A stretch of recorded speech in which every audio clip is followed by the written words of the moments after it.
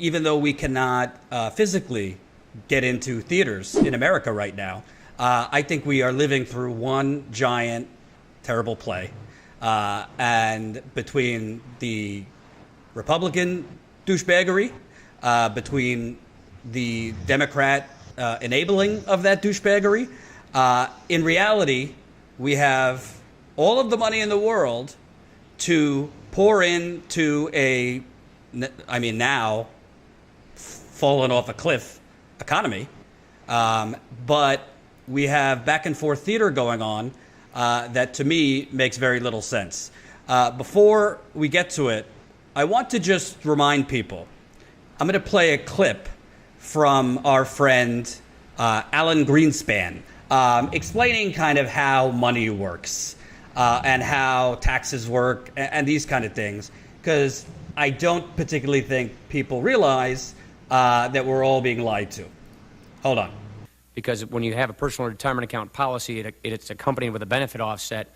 With that feature in place, do you believe that personal retirement accounts can help us achieve solvency for the system and make those future retiree benefits more secure? Well, I wouldn't say that the pay-as-you-go benefits are insecure in the sense that there's nothing to prevent the federal government from creating as much money as it wants and paying it to somebody. The question is, how do you set up a system which assures that the real assets are created, which those benefits are employed to purchase? Alan Greenspan said, there's nothing to prevent the federal government from creating as much money as it wants. This would be known as modern monetary theory, which doesn't get a lot of play. Thanks to you and Real Progressive, Stephanie Kelton, it's getting a little bit more attention. But we have heard throughout this pandemic, states and cities are struggling. Nancy Pelosi, I think, mentioned universal basic income once, kind of in passing.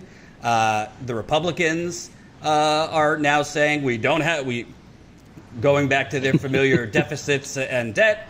The Democrats agreed to the original coronavirus shit sandwich. But in reality, we could have done what Europe did, which is exactly what Alan Greenspan just described. Create money to just cover payrolls. The government could have been the backstop to cover payrolls, so we didn't have to put people on unemployment, or the government could have just given direct cash infusion, UBI. Rashida Tlaib said, mint the damn coin. Bernie Sanders, $2,000 a month. So now, because the Democrats and Republicans, these negotiations are going nowhere fast, Trump has put forth an unemployment executive action, which to me makes no sense. I'll play Larry Kudlow's disastrous interview in a little bit. But the bottom line is, isn't this all bullshit theater and we have the money and could just give it to people right now? Yeah, so it's really more a matter of we never don't have money. We never do have money. We create money whenever we spend, right? So money is like a unit of account, like an inch or a pound. We don't have it just laying around. We create it every time we spend. And whenever we tax, we delete it out of existence. So the idea that we don't have this money is a joke. Stephanie Kelton has been loud and bold talking about how we need to send checks out, big checks out to people, but not as a UBI, as more of a disaster payment right now to keep the economy from bottoming out, to keep people from, not having food, not having shelter, et cetera.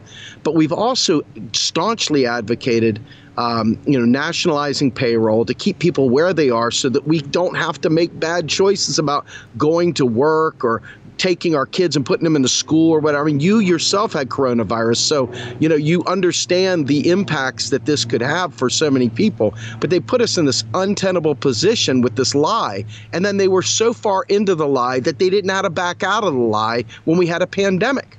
So, yeah, it is bullshit. And yes, Greenspan is the arch enemy, if you will, in terms of being king neoliberal, but he had a moment of honesty there in his discussion points with Paul Ryan, where he basically tells Paul Ryan, hey, there's no issue of solvency. There's only an issue of whether we can create an economy where the real goods and services, the real resources are there to meet the demand. And therein which lies the rub with the UBI. We've talked about that before, but Alan Greenspan is quite adamant that we have to have the goods and services.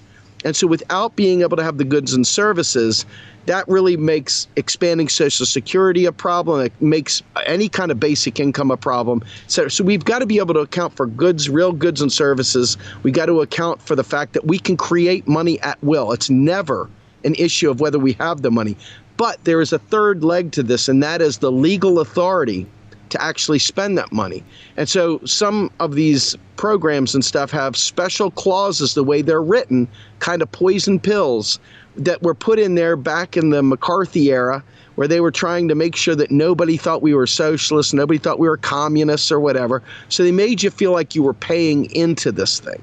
But in reality, all it is just a keystroke on a spreadsheet somewhere. That money is just like every bit of money the U.S. government spends. It's all brand new money, all brand new money. I wanted to ask you also specifically because, to me, I mean, I'm not breaking news here that Trump is terrible. He obviously is not a populist, even though he presented himself as that. I actually am surprised because I thought he was just going to be desperate enough, looking at the polls, to go full on Bernie Sanders or just a cheap imitation, throw out Medicare for all for the final months before the election, throw out some UBI, and to say to hell with it, I want to win re-election. I thought McConnell would go along with it because he wants to keep the Senate. And then if he got reelected, they'd back off. It doesn't seem like he's doing that yet. But to me, I don't understand why the Democratic Party went along with this in the first place. There was no need to even push people off to unemployment because, again, you are pushing people off to a very outdated, both the technology at these state offices are outdated. They're not really set up for mass unemployment claims like a pandemic. I spoke with people where their state unemployment offices basically had 20 people working there, and they had to hire an extra 150 to deal with the demand of unemployment claims. So unemployment was not smart. They could have just, again, created money like they do for war, like they do for tax cuts for billionaires, like they do for subsidies to Goldman Sachs and Pfizer and Raytheon. But Democrats went along with this while also giving $4 to $6 trillion to corporations. I don't recall hearing how are you going to pay for that when they gave the $4 to $6 trillion to the corporations in the original bill. And also pivoting to Democrats are freaking out. Trump wants to do a payroll tax cut or deferment, whatever that means. I don't think it's a good idea, so I'm not defending it. But I'm saying to myself, this doesn't actually fund Social Security. That's a lie, too. Can you kind of respond to the Democrats going along with this original terrible legislation and all this faux cry that Trump's robbing Social Security? Social Security, in reality, is solvent as long as the government chooses to keep it solvent. That's absolutely correct. The first things first, we've got one party largely in there. I mean, people can debate about the quibbles that go back and forth, but in reality, it is good theater. You started this off perfectly. It's nothing but theater. And it's really disconcerting. I sit there in my own private moments thinking to myself, I'm screaming from the rooftops about these things constantly. And in reality, the average person is just really interested in not being depressed. They just want to be entertained. They're not interested necessarily in learning how this stuff works. And so the pressure to make these two warring children, this theater, become part of the apparatus that serves we the people. There's just no pressure from we the people, the populism that we thought we had. We're just not able to do that because we don't understand what's going on. And you nailed it. I mean, the bottom line is that Trump is absolutely not playing the role that we all thought he would outleft the Democrats even more. But by putting these executive orders out there, what he's done is a couple things. Number one, it's a little bit of smoke and mirrors, but let's be crystal clear. It does provide some absolute relief for some people. It's not just a complete zero-sum gain. And that's always been the trick with Trump, is that he gives just enough out there to make people forget what a jack-off he is, right? And so with the situation with Social Security, which is an even more nefarious situation, Social Security was written back in the days of, World War II and the Great Depression and all that good stuff that was going on. So there was a lot of fear of communism, fear of socialism. And so FDR, in order to get this thing passed, and mind you, he had a second Bill of Rights he was trying to pass too, which didn't come to be. But in order to get Social Security through, he knew that Americans needed to feel like they were putting into it. So they wrote it in this concept of these trust funds. Well, the trust funds are merely a spreadsheet that tracks things. It doesn't actually have any money in it. It doesn't really actually fund things in the way that we know. The government literally makes a policy decision to give authority to the government to make those payments. And so it's never an issue of whether we have the finances. The issue is whether or not the way the law is written gives Congress the authority to make those payments. It's like Nancy Pelosi and Pegosi, right? It's not anything that we can't do. We can pay till the cows come home.